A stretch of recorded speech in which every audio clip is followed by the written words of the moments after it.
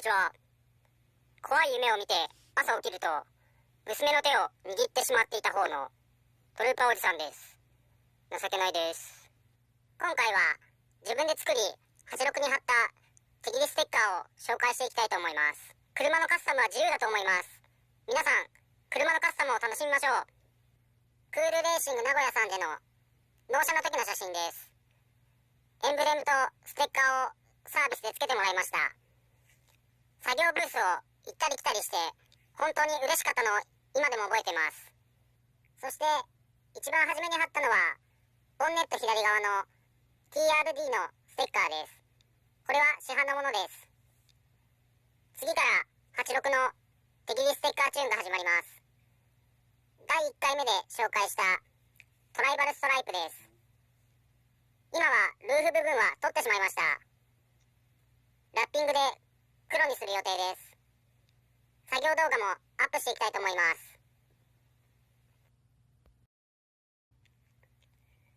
次にメーカーのステッカー。これ憧れがあったんですよね。ニトロなんて積んでないのにノスカンのステッカー。でもかっこよくないですか？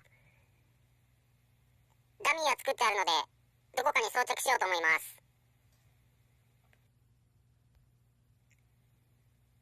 ここからはストームトルーパーがいっぱい出てきます。すべてがお気に入りです。給油口のトライバルは洗車しにくいのが大変。引っかかっちゃうと剥がれてしまうので、でもかっこいい。はい、この86ちゃんのケツ最高。見とれてしまう。皆さんわかりますよね。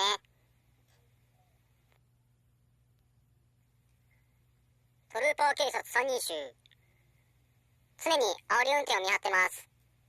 信号待ちでバックミラーを見ると指をさして笑ってる人がいます。実はここも洗車大変。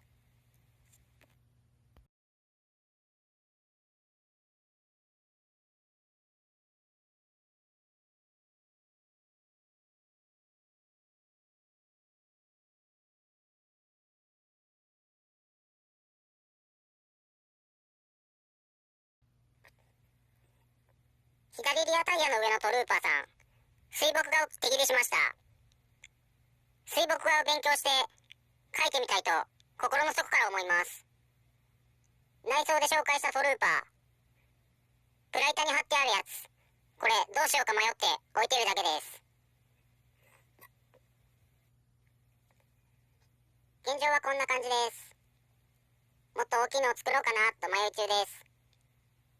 後ろに映り込んでいた CHR もこれからステッカーチューンしていこうと思います。動画をアップしていこうと思っているのでまた見てください。怖い夢を見て起きた朝、内容を興奮しながら嫁に伝えている情けない方のトルーパーおじさんでした。トルーパー姉ちゃん、トルーパーちゃん、よろしくお願いします。はーい。